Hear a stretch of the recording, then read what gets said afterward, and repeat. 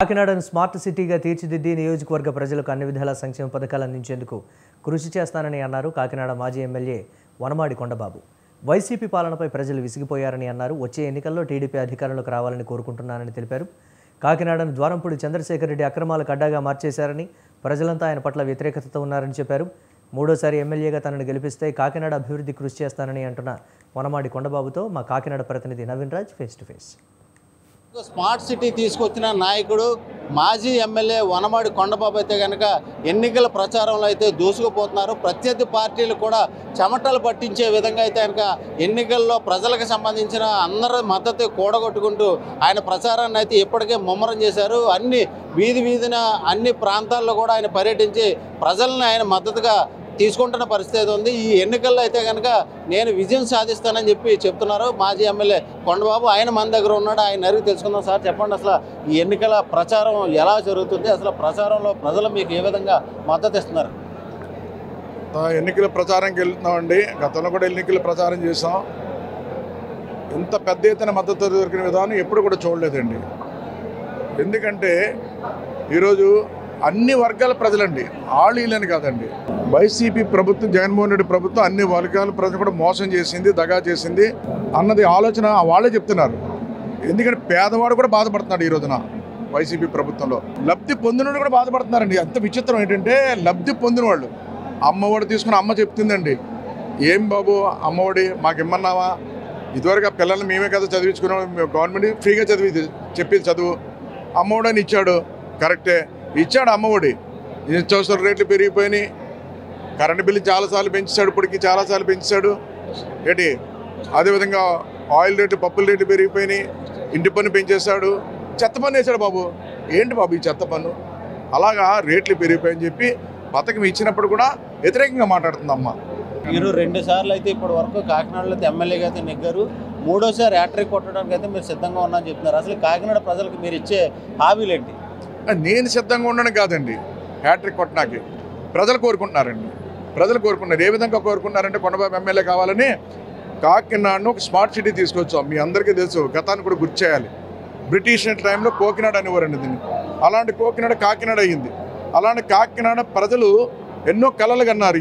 ఈ కాకినాడ ఎలా ఉండాలి, ఏ విధంగా ఉండాలని కలలు కన్నారు. ఆ కళలు నిజం కాలేదు. ఎప్పుడు నిజమేండి? 2014 నేను ఎమ్మెల్యే అయిన తర్వాత స్మార్ట్ సిటీ తీసుకొచ్చాం. ఆ స్మార్ట్ సిటీ తీసుకొచ్చిన తర్వాత ప్రజలందరినీ కలిసి ప్రజల అభిప్రాయాలు తీసుకుని వాళ్ళ ఆలోచన విధానాలని తీసుకుని ఒక యాక్షన్ ప్లాన్ తయారు చేస్తాం. కాకినాడ సిటీని ఏ విధంగా డెవలప్ చేయాలన్నది ఆ ఆలోచనకు అనుగుణంగానే డెవలప్ చేస్తాం. కాకినాడ స్మార్ట్ సిటీని చేయవలసినవి చాలా ఉన్నాయి, కొంతవరకు చేస్తాం. ఈలో ఎలక్షన్ వచ్చింది. మనకి ఎలక్షన్ రావడం వల్ల మేము ఓడిపోయాం. ఈ ప్రభుత్వం వచ్చిందండి, జగన్మోహన్ రెడ్డి ప్రభుత్వం వచ్చింది. ద్వారంపూడి చంద్రశేఖర్ రెడ్డి ఎమ్మెల్యే అయ్యాడు. మనం చేసిన పనులే తప్ప కొత్తగా పని చేయలేదండి. కొన్ని పనులు 90%, 80% పూర్తి చేస్తున్నాయి. ఆ 10%, 80% కూడా పూర్తి చేయలేపారండి. ఎంత దారుణం అండి. 5 సంవత్సరాల్లో 10% నిలిచిపోయిన పనులు పూర్తి చేయలేపాడు.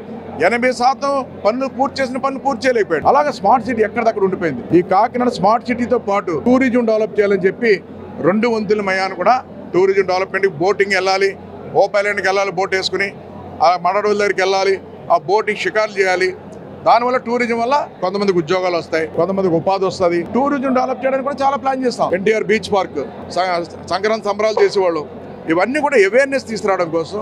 అవేర్నెస్ కాకుండా అక్కడ డెవలప్ అవ్వాలన్న ఆలోచనతో పెద్ద వాళ్ళని తీసుకొచ్చి ఈవెంట్స్ పెట్టామండి. ఇక్కడ డ్రగ్స్ గురించి పట్టించుకుంటే మా మీద దాడి చేయడానికి వచ్చాడు. ఎన్నికలు అయితే దగ్గరకు వచ్చింది. ఇప్పటికే వాలంటీర్లు అయితే రాజీనామా చేశారు. అలాగే అధికారులు మీకు ఏ విధంగా సహకరిస్తున్నారు? ఈరోజు ఎలక్షన్ స్టార్ట్ అయిన తర్వాత ఎన్నికలకు వెళ్ళినప్పుడు ఎవరైనా ఏ పార్టీ అయినా ఎన్నికలు చేస్తున్నప్పుడు ఎవరుంటారండి? నాయకులు, కార్యకర్తలు ఎలక్షన్ చేస్తారు. తెలుగుదేశం పార్టీ నాయకులు, కార్యకర్తలు ఉంటారు. ఏ పార్టీ ఉంటే ఆ పార్టీకి నాయకులు, కార్యకర్తలు ఎలక్షన్ చేస్తారు.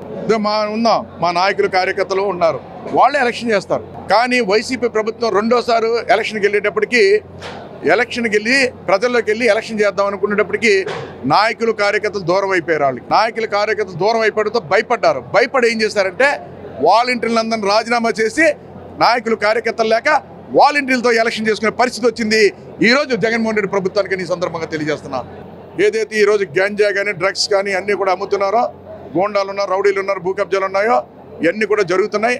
ఇవన్నీ కూడా నా దృష్టిలోకి వచ్చినాయి. చాలా మటుకు అడ్డుకున్నాను నేను.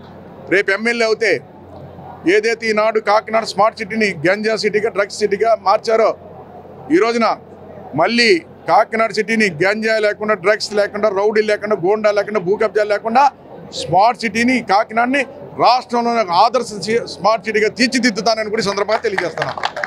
ఇది మాజీ ఎమ్మెల్యే వనమాడి కొండబాబు అయితే చెప్తున్నారు.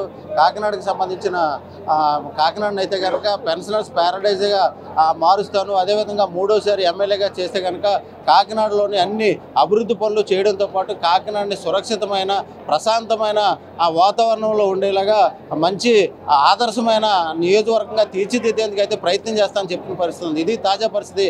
కెమెరామెన్ సత్యతో నవీన్, స్వతంత్ర న్యూస్, కాకినాడ నుంచి.